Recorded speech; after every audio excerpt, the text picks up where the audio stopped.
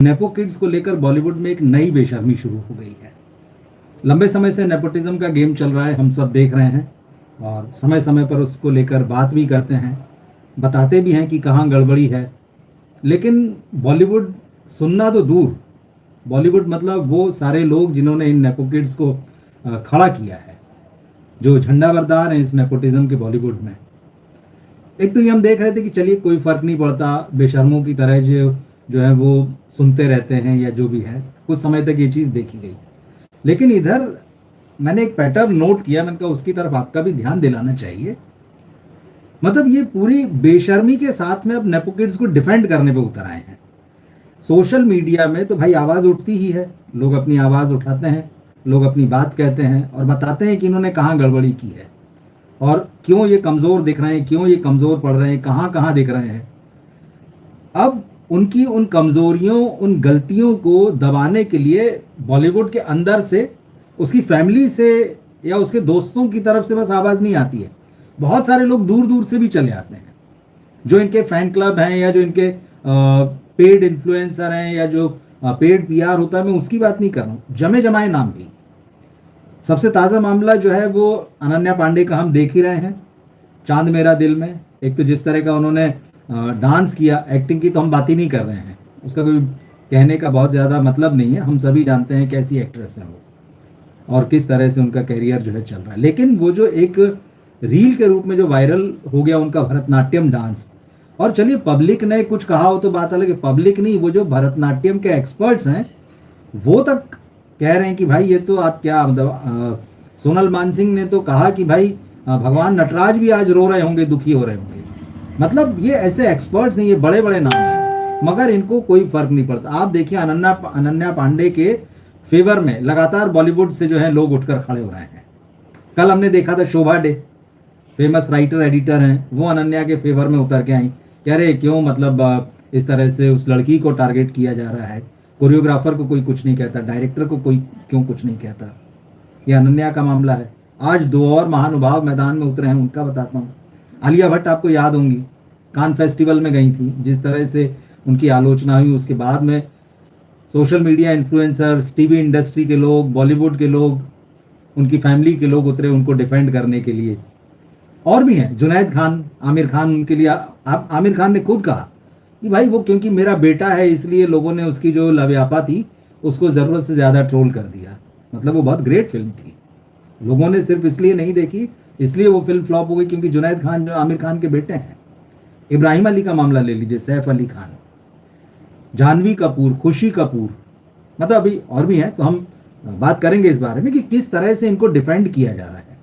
और इनका टैलेंट दिख चुका है, एक्सपोज है, उसमें कुछ ऐसा बचा नहीं है।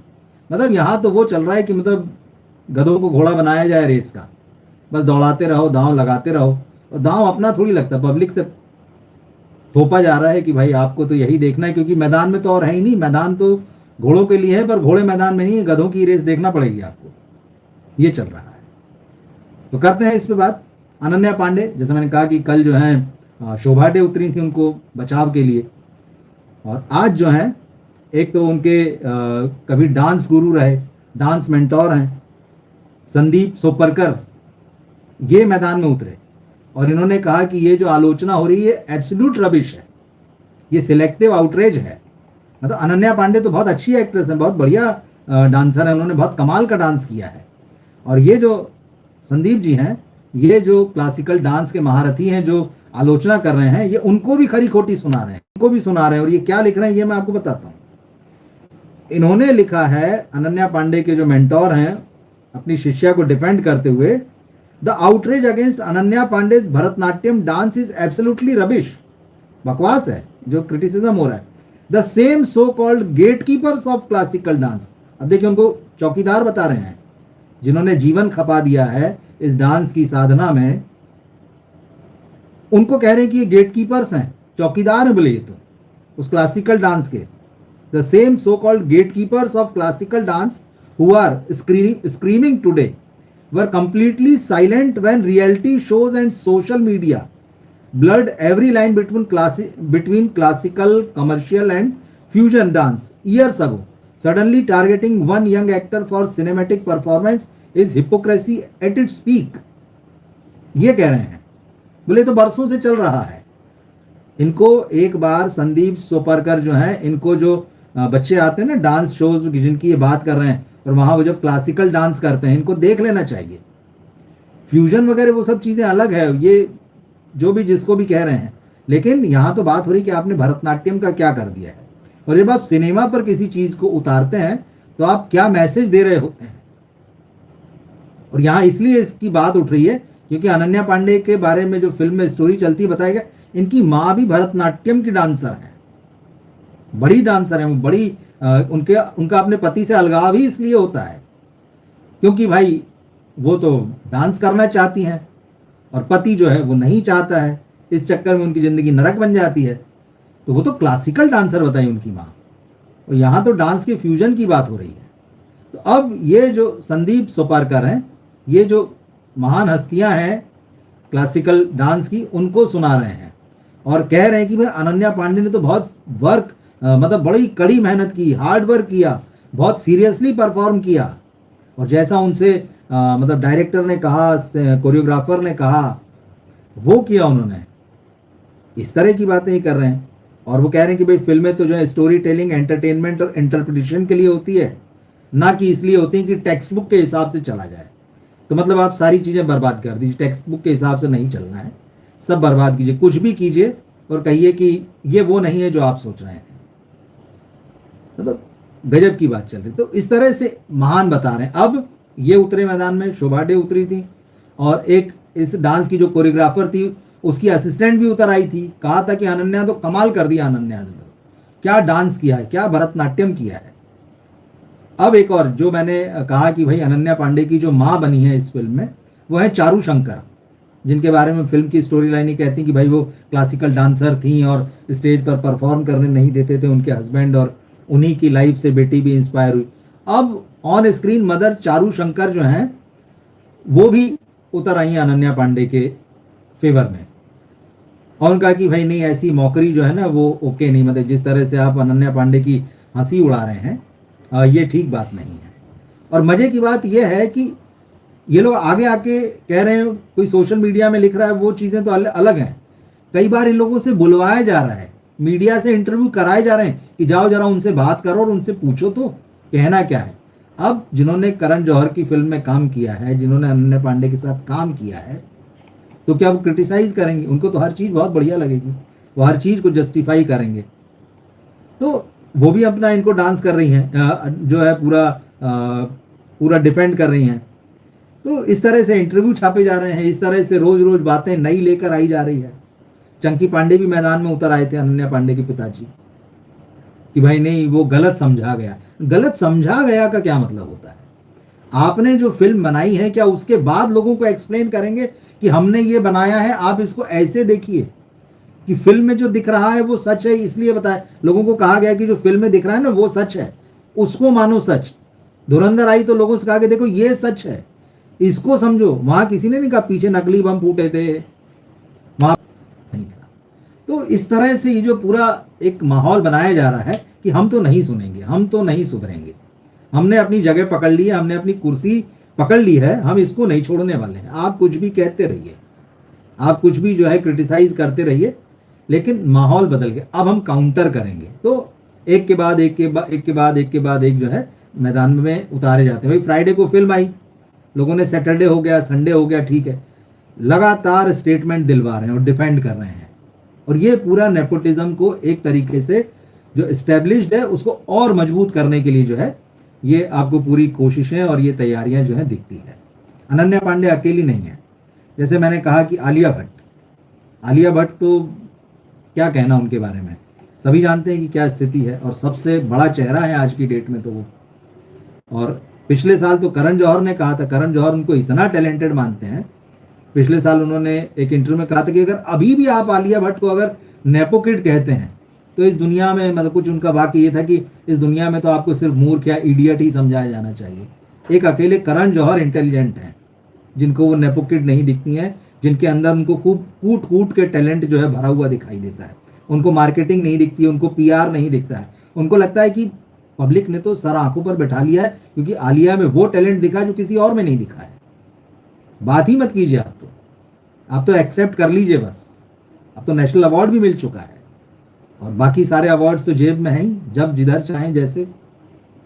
और अब तो स्टेज पर जाके हम पूरा प्रोग्राम भी वहाँ से कंडक्ट कर सकते हैं, वहाँ पे मिमिक्री करने की कोशिश कर सकते हैं, लोगों को हंसाने की कोशिश करते नज़र आ सकते हैं, भले ही हमारी हंसी उड़ने लगे उसमें। मतलब हम जो चाहें वो कर सकते हैं। तो इस तरह से ये पूरा मामला जो है आलिया भट्ट को भी लेकर जो है आपने समय समय पर देखा होगा। खुद वो करण जौहर बस नहीं है, आलिया की मदर देखिए, उनको बाकायदा सोनी राजदान, उन्होंने भी कई मौक़ों पर डिफेंड किया, पूजा भट्ट हैं, और भी तमाम लोग मिलेंगे जो आलिया को आपको अक्सर डिफेंड करते हुए मिल जाएंगे। अनुराग कश्यप, मतलब जिनको तो किसी ज़माने में ये था कि भाई वो करण जौहर के पोल अपार्ट हैं, सोच से लेके हर मामले में। अनुराग कश्यप भी कह रहे हैं कि भाई हमको बहुत ही प्रभावशाली कलाकार हैं, और हम इस चश्मे से ना देखें कि करण जौहर ने उनको लॉन्च किया है। कोई किसी चश्मे से नहीं देख रहा है, लेकिन पर्दे पर जो दिख रहा है और उसके बाद जो झूठ बुने जाते हैं, जो जिगरा जैसी फिल्म आती है और पता चलता है कि भाई ये उनके लिए नहीं थी, वो तो डायरेक्टर ने, राइटर ने दे दी थी करण जौहर को कि भाई जरा देखो, तो करण जौहर बगैर पूछे ही आगे बढ़ा देते हैं आधी अधूरी, और कहते हैं कि बेटा ये तो तुम्हारे लिए, तुमको जरूर करना चाहिए, ये नेपोटिज्म नहीं है। आपने उस डायरेक्टर के भी विजन की हत्या कर दी, वो शायद किसी और को देख रहा था, राधिका मदान का नाम आया था, आलिया भट्ट को लेकिन लिया गया क्योंकि करण जौहर ने कह दिया। ये नेपोटिज्म नहीं है। फिर उस पर डिफेंड कीजिए। फिल्म जब फ्लॉप हो जाती है तो वो डायरेक्टर जिम्मेदारी लेता है, आलिया भट्ट की गलती नहीं, बोली तो मेरी कमी रह गई, मेरी गलती हो गई। ये नेपोटिज्म चल रहा है। इस तरह से एक लेवल आगे जाके कि भाई हमने कुर्सी पकड़ ली है, अब हम इसको छोड़ने वाले नहीं है। आप लाख चीखते चिल्लाते रहिए, कोई कुछ भी कहे, हम पूरी बेशर्मी से, पूरी मजबूती से जमे रहेंगे। और अगर कोई बात कहेगा तो फिर वो जो कहावतें ऐसी बहुत सारी है, उल्टा चोर कोतवाल को डांटे भी है, चोरी और सीना जोरी भी है। ये बॉलीवुड का माहौल बनाया जा रहा है। फिर क्या, नया टैलेंट तो आता ही नहीं है। नए टैलेंट के लिए बहुत मुश्किलें हैं भाई। अनन्या पांडे के एक वो जो इंटरव्यू था, ग्रुप इंटरव्यू कुछ कलाकारों का, बॉलीवुड में कुछ एक्टर्स बैठे थे, तो उसमें सिद्धांत चतुर्वेदी ने कहा था ना अनन्या पांडे की बात के बाद में कि भाई जहाँ पे इन लोगों के सपने, हम लोगों के सपने पूरे होते हैं, वहाँ इनका स्ट्रगल शुरू होता है। हम उस दफ्तर तक पहुँच जाएं, उस डायरेक्टर से मिल लें, हमारा ड्रीम पूरा हो जाए। और इनकी तो शुरुआत ही वहाँ से होती है। वहाँ तक पहुँचने के लिए एक आउटसाइडर जो है चप्पलें घिस देता है, सालों साल लगा देता है, और फिर उसका सपना पूरा होता है कि अरे आज तो हमने यशराज के स्टूडियो में कदम रख दिया था, आज तो वहाँ पे हम अपना एक ऑडिशन देकर आए हैं। उसको घर में दोस्तों रिश्तेदारों में कह रहे हैं हमने तो वहाँ ऑडिशन दिया है, फलां जगह पर धर्मा में चले गए थे। तो जहाँ इनके सपने पूरे होते हैं वहाँ से नेपो किड्स का स्ट्रगल शुरू होता है, क्योंकि गोद में खेले हैं, उन्हीं स्टूडियो में इन्होंने मतलब पैदाइशी आना जाना रहा है। तो इस तरह की चीज़ें, और उसके बाद इस तरह से बचाव करना, ये नहीं कि हम सीखेंगे, हम समझेंगे, अगली बार बेटर करेंगे, अगली बार आपको उनका कुछ बेहतर दिखाई दे। सब डिफेंस में उतर आते हैं, और सब डिफेंस में उतर आते हैं और कहते हैं कि जो क्रिटिसाइज कर रहे हैं सोशल मीडिया में, उनको तो काम ही क्या है, खाली हैं, निठल्ले हैं, बेरोजगार हैं, जलते भुनते कुड़ते हैं, इनके पास कोई मौके नहीं है, इनकी लाइफ में कुछ नहीं है, इनकी लाइफ में सिर्फ फ्रस्ट्रेशन है। तो सारी पॉजिटिविटी तो इन बॉलीवुड वाले नेपो किड्स और उनका झंडा उठाए जो फिर रहे हैं उन्हीं के पास है। अंदर झांक कर नहीं देखना है। जुनैद खान का उदाहरण ले लीजिए। पहली फिल्म जब आई थी इनकी महाराज, तो उसी वक्त समझ में आ गया था कितना टैलेंट है। लेकिन मतलब वही है कि उसके बारे में डायरेक्टर भी उतर आए थे। जब लोगों ने बात करना शुरू की कि भाई मामला जम नहीं रहा है, तो उनका कि नहीं, बड़ा स्ट्रगल किया भाई इस लड़के ने, तो ऑडिशन देकर आया, 6-6, 7-7 जगह पर जो है ऑडिशन दिए, रिजेक्ट हुआ। हमने भी ऑडिशन लिया, उसके बाद में जो है वो उसके बाद में इसको फिल्म के लिए ओके किया। फिर वो पीआर वाली स्टोरी, ऑटो में चलना, पैदल चलना, चप्पल पहन के घूमना, अपना बैग खुद उठाना। फिर उस फिल्म में जो उनके साथी कलाकार थे, सीनियर भी हैं, जयदीप अहलावत, वो भी कह रहे हैं अरे बड़ी सादगी है उनमें, बहुत मेहनत करते हैं।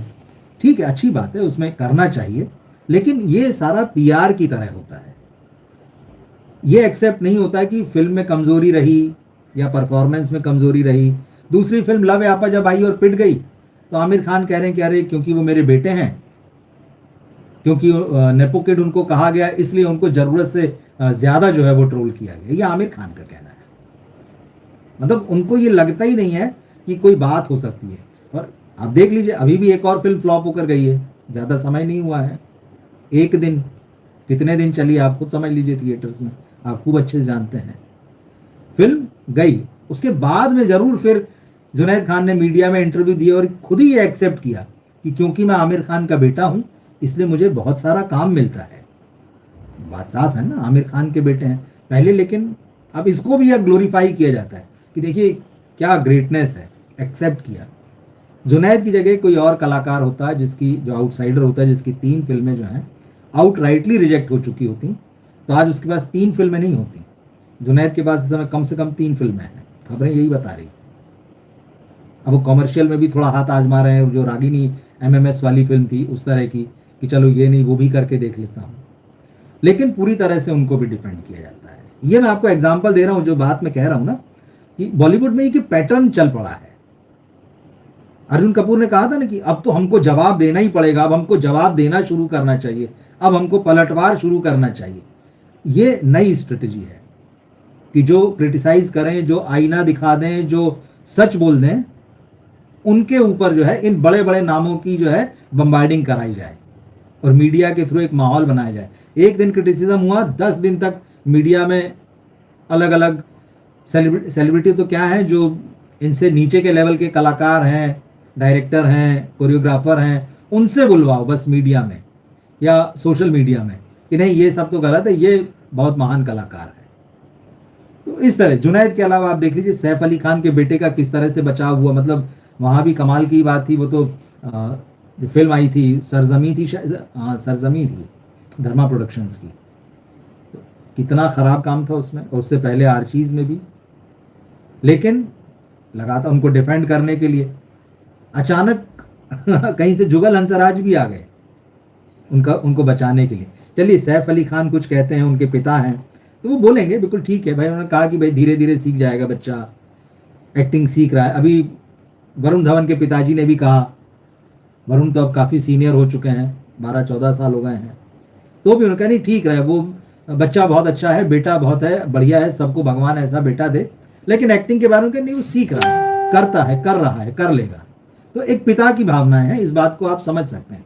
लेकिन सडनली कोई भी कहीं से भी उठ के आ जाएगा, जुगल हंसराज निकल आए, फिल्म में थे वो अलग बात है, लेकिन तुरंत डिफेंड किया उन्होंने। जरीन खान आ गई इब्राहिम अली खान को डिफेंड करने के लिए। करण जौहर तो हमेशा से ही है। उस फिल्म में जो साउथ के एक्टर थे पृथ्वीराज सुकुमारन, वो भी, मतलब जहां पर पब्लिक कह रही कि भाई इनका तो काम ही नहीं जम रहा, मतलब वो जो करोड़ों लोग कह रहे हैं वो गलत है, लेकिन फिल्म इंडस्ट्री से 4 लोग कह रहे हैं कि भाई इस नेपो किड का कैरियर किसी भी तरीके से हमको बचाना है, किसी भी तरीके से इसको थोपते रहना है पब्लिक के ऊपर। वो 4 लोगों की बात को आप बड़ा करके बताएंगे, क्योंकि आपके पास रिसोर्सेज हैं, क्योंकि आपके संबंध हैं, तो आप मीडिया में, सोशल मीडिया में उस बात को खूब बड़ा बनाते रहेंगे, लगातार बुलवा बुलवा के। और फिर उसके बाद में अगली फिल्म जब तक आएगी तो फिर कहा जाएगा, फिर एक नैरेटिव बनाया जाएगा, यार पिछली बार से तो बहुत बेहतर है, और पहली बार के मुकाबले तो कमाल ही कर दिया है। ये पूरा एक ये तैयार किया जा रहा पूरा सिस्टम। जानवी कपूर लगातार काम कर रही हैं, आज तक उनकी कोई ऐसी फिल्म नहीं है जिसको देखने के लिए आप कहें कि यार ये फिल्म जो है सिर्फ जानवी की वजह से हमने देखी है, या किसी को रिकमेंड करें कि जानवी के लिए जो है ये फिल्म देखी जाए। बहुत सारे लोग उनकी तुलना श्रीदेवी से करने लगते हैं, मतलब उनकी मदर, कहाँ श्रीदेवी कहाँ जानवी, लेकिन देखने वाले देख लेते हैं और उसको एंडोर्स करते हैं। ऐसे देखा जाना चाहिए। तो चाहे वो उनकी फैमिली के लोग हों, चाहे बाहर के लोग हों। और फिर जैसी श्रीदेवी का मामला आता है तो कहने में थोड़ा सा अच्छा नहीं लगता, लेकिन हकीकत यही है कि विक्टिम कार्ड की तरह भी खेल दिया जाता है कि यार श्रीदेवी की बेटी है, और फिर कहा जाता है कि वो श्रीदेवी जैसी ही बहुत पैशनेट है एक्टिंग को लेके, बड़ा जुनून है उनमें और बहुत कमाल की एक्ट्रेस हैं। फिर ये भी खबरें आती कि अरे वो फिल्म कर रही थी तो उनको चोट लग गई, वो फिल्म में इतनी मेहनत की कि खिंचाव आ गया मांसपेशी में, ये सारी स्टोरीज जो है बार बार बनाई जाती है, बार बार जो है चलाई जाती है। अब खुशी कपूर को पहली फिल्म में देखने के बाद में ओटीटी पर जो उनकी आई थी आर्चीज, दर्शकों की जो राय थी वो पूरी दुनिया ने जान ली। उसके बावजूद चलिए वो फिर से जुनैद के साथ आई लव यापा, उसमें भी लोगों ने खुल के कह दिया कि भाई वो फिल्म में आपको देखने को राजी है कि नहीं। लेकिन फिर यहाँ भी श्रीदेवी वाला कार्ड, अब उनके पिता ठान चुके हैं कि नहीं मैं तो इस्टेब्लिश करूंगा ही। और श्रीदेवी की जो आखिरी फिल्म थी मॉम, उसका सीक्वल बना रहे हैं या उसकी फ्रेंचाइजी बना रहे हैं, जो भी, वहां बेटी को लिया क्योंकि जिससे सेंटिमेंट्स कनेक्ट होते हैं। किसी भी तरीके से आपको एक्सेप्ट करना है और लगातार जो है वो ये बताया जाएगा आपको कि नहीं आप इनको बहुत टैलेंटेड हैं। और इनका जो क्रिटिसिज्म है वो लोग कर रहे हैं जिन्हें सिनेमा के बारे में कुछ नहीं पता है, जिन्हें एक्टिंग के बारे में कुछ नहीं पता, जो फ्रस्ट्रेटेड हैं, जो खाली बैठे हैं, बेरोजगार हैं, उनके पास कोई काम नहीं है, उनकी लाइफ में कोई खुशी नहीं है। ये भी बताया जाएगा कि यार ये तो अपनी ज़िंदगी में सब बड़े दुखियारे और मतलब फ्रस्ट्रेटेड लोग हैं, इनकी लाइफ में तो कुछ है ही नहीं। तो इसीलिए ये लोग ये काम करते हैं, इतना टाइम है उनके पास में। आदमी एक कमेंट लिखता है, 2 कमेंट लिखता है, भूल जाता है। ये लोग नहीं भूल पाते हैं, ये उसी की जुगाली करते रहते हैं और उसी की जुगाली करते करते सिंपैथी बटोरने के लिए जो कमेंट्स होते हैं ना, या एक सिस्टम बनाने के लिए, इको सिस्टम बनाने के लिए कि लोग बार बार उस नाम को सुनते रहे और यूज टू हो जाए, उनको ये ना लगे कि अच्छा इसकी पिछली पिक्चर कब आई थी, अरे हमने तो देखी नहीं लेकिन नाम तो सुना ही आता रहता लगातार। खुशी कपूर की कौन सी पहली फिल्म थी, इब्राहिम अली खान की पहली फिल्म कौन सी थी, जुनैद की तो कोई फिल्म हमने, ये नाम सुना ही आता रहता, आमिर खान का बेटा, मतलब कुछ तो होगा। तो चलो हम चौथी पांचवी पिक्चर तक उसके इतने आदी हो जाएंगे उस नाम के कि हमको लोग चलो देख ही आते हैं। और फिर जब देखने जाएंगे तो 1 2 3 जो भी, कभी तो वो समय आएगा जब हम उसको एक्सेप्ट कर लेंगे। ये पूरा सिस्टम जो है बॉलीवुड धीरे धीरे बना रहा है कि हमको विरासत में एक गद्दी मिली है, हम उस गद्दी को नहीं छोड़ेंगे, चाहे हमारे अंदर टैलेंट है चाहे नहीं है। और अब जब ये समझ में आया कि सोशल मीडिया में क्रिटिसिज्म होता है, हार्श क्रिटिसिज्म भी होता है, और जो जानकार लोग हैं वो भी मैदान में उतर के बोलते हैं कि भैया इस कला को साधने में हमने जीवन दे दिया, जिस गुरु से सीखते रहे उसने अपना जीवन दे दिया, परिवारों की पीढ़ियां लग गई, वो तक क्रिटिसाइज करते हैं। तो अब ऐसे लोगों को कैसे काउंटर करें? तो फिर बॉलीवुड के उन लोगों को लाया जाए जिनकी थोड़ी बहुत पहचान है, जिनको लोग जानते हैं किसी भी रूप में, कलाकार के रूप में या तकनीशियन के रूप में, उनसे बुलवाया जाए कि भाई ये आलोचना तो गलत है। ऐसा अभी कहा जा रहा है कि आलोचना गलत है। आलोचना को हेल्दी वे में लिया जाता था, वो भी समय था। और हिंदी सिनेमा अगर आज इस जगह पर है, मतलब ये बर्बादी के दौर की बात नहीं कर रहा हूँ, जिस तरह से करण जौहर ने और एनआरआई सिनेमा ने पहुंचाया है, इससे पहले का जो दौर था बहुत क्रिटिसिज्म भी होता था, ऐसा नहीं कि कोई बच जाता था, लेकिन उसको एक्सेप्ट भी किया जाता था, उसमें से रास्ते निकलते थे, उन बातों में से चीज़ें निकलती थी, कहाँ सुधार की गुंजाइश है, कहाँ कमियां हैं जिनको दूर किए जाने की ज़रूरत है। मगर अब तो यह है कि कान पे पट्टी, आंख पे पट्टी और मुंह के आगे माइक, और जोर जोर से चिल्लाओ और जोर जोर से बोलो। तो ये पूरा एक इस तरह का कहिए कि माहौल तैयार किया जा रहा है कि दर्शक जो है वो मजबूर ही रहे। मतलब इनसे आप बताइए कि ये नेपोकिड्स जो हैं कितनी जगह रोज के रोज मीडिया में घेरते हैं, आप खुद सोचिए। मतलब मैं तो रोज ही देखता रहता हूँ चीज़, अननेसेसरी है, अननेसेसरी। कि भाई अभी कल भी हो सकता है कोई अनन्या पांडे के बारे में बोलेगा, अभी कल से शुरू हो गया कि आलिया भट्ट की अगली फिल्म की तैयारी, और उसके लिए जैसे मैंने कल भी आपको बताया था बॉबी देओल का इंटरव्यू आ गया। खबर में सोर्स नहीं था कि वो इंटरव्यू उन्होंने कहाँ पे दिया, क्या वो पीआर को बुलाकर दिया कि भाई मैं ये बातें कह रहा हूँ जाके मीडिया में छपवा दो, या किसी मीडिया हाउस में दिया, चैनल में दिया, बस ये दिया कि बॉबी देओल ने कहा है। अब जब छप गया तो बॉबी देओल भी क्या बोलेंगे और कहाँ बोलेंगे? तो बोलना तो अच्छा ही है, वो एक पेशेगत मजबूरी भी है, इस इंडस्ट्री में पैदा ही हुए हैं, और एक कुछ आंख का पर्दा भी होता है जिसे कहते हैं, कई लोग उसको मानते हैं बड़ा और निभाते भी हैं। तो अब चल रहा है। तो आप देखिए इधर पिछले कुछ समय से रेयर कोई होता है कि किसी आउटसाइडर की खबर ठीक ठाक बनती हो, और धुरंधर जब बनी तो हमने देख ही लिया कि कैसे लोगों के सीने पर सांप लोटे हैं और क्या क्या हो गया है। जो अच्छा है उसमें उसको अच्छा कहा है, जो उसमें कमी लगी उसको कमी कहा है, उससे कोई मतलब उसमें कोई हमने लीपापोती नहीं की, लेकिन ये देखने वाली बात है कि धुरंधर के बाद से किस तरह से, और लगातार अब ये नेपो किड्स की खबरें जो है हर दिन हर दूसरे दिन, इन मतलब कोई कहीं नहीं है लेकिन बाजार में डाला जाएगा, इनका नाम बजते रहना चाहिए, इनको लगातार मजबूती से डिफेंड करते रहना पड़ेगा हमें, और करते रहेंगे, बॉलीवुड ये कह रहा है। क्योंकि हमको सुनना नहीं है कि गड़बड़ कहाँ है, कमी कहाँ है, क्योंकि जैसे ही हम एक्सेप्ट कर लेंगे उस चीज़ को, तो फिर अगला सवाल आएगा कि जब आपको पता है कि ये इस तरह के हैं, या इनमें इतना ही टैलेंट है, या ये इतने ही नाकाबिल हैं, तो आपने इनको फिल्म में लिया क्यों और आगे क्यों ले रहे हैं? तो सवालों के जवाब कौन देगा फिर? तो ये पूरा एक सिस्टम जो है पूरी तरह से जो बनाया जा रहा है, और आने वाले दिनों में मैं आपसे कह रहा हूं ये आपको और मजबूत होता हुआ दिखेगा। मतलब सिर्फ इन्हीं की बात करते रहिए, और इनके बारे में क्योंकि ये पीआर और मार्केटिंग तो करते हैं, क्योंकि पैसा तो बहुत सारा है, जहां जो चाहें जिसको बुला के, इन्फ्लुएंसर्स की एक पूरी जमात तैयार है, मीडिया में लोग आपके बैठे हुए हैं छापने के लिए, दिखाने के लिए। आउटसाइडर का नाम तभी आएगा जब वो बहुत मेहनत करेगा, जब उसकी कोई फिल्म आएगी तो जेन्युइनली उसके काम को परखा जाएगा और अच्छा होगा, तब कंजूसी के साथ लिखा जाएगा। और उसमें भी अगर थोड़ा ऊपर का लेवल पे वो जाने लगा, तो फिर ये नेगेटिव पीआर जो है ये अपना काम करना शुरू कर देगा। तो ये बॉलीवुड का एक नया किस्म का जो है पूरा दिखाई दे रहा है अब, ये किस तरह से एक इकोसिस्टम कह लीजिए इसे वो तैयार कर रहे हैं। एक नई तरह की बेशर्मी है कि हम तो नहीं मानेंगे, हम तो नहीं सुनेंगे, और कुल मिला के जितनी सोशल मीडिया में आवाज़ तेज होगी, हम उससे ज़्यादा जोर से चिल्लाएंगे। यहाँ 2 चिल्ला रहे हैं तो उधर से हम 20 लोग चिल्लाएंगे। इस तरह का मामला जो है पूरा बनाने का जो है पूरा चल रहा है। और भी बहुत सारे नेपो किड्स हैं जिनके बारे में हम बात कर सकते हैं। वरुण धवन देख लीजिए क्या स्थिति चल रहे हैं। टाइगर श्रॉफ देख लीजिए, कल परसों में जैकी श्रॉफ भी कह रहे थे सुधर रहा है, ठीक है, अच्छा करता है, इससे कोई बात उन्होंने। देखिए, एक पिता जब अपने बेटे का फेवर करता है, बात समझ में आती है, और करना भी चाहिए, क्यों नहीं करेगा, बिल्कुल करना चाहिए। लेकिन उसके बाद में ये जो झंडाबरदार लोग आ जाते हैं और फिर अपने पूरे सिस्टम के साथ आते हैं, मार्केटिंग पीआर के, और फिर वो भोंपू पूरे अपने जब ये बजाने लगते हैं सोशल मीडिया में, तब सवाल उठता है कि क्या सिर्फ आप ही आप बने रहना चाहते हैं? क्या आप दूसरों के बारे में बात नहीं सुनना चाहते हैं, करना चाहते हैं?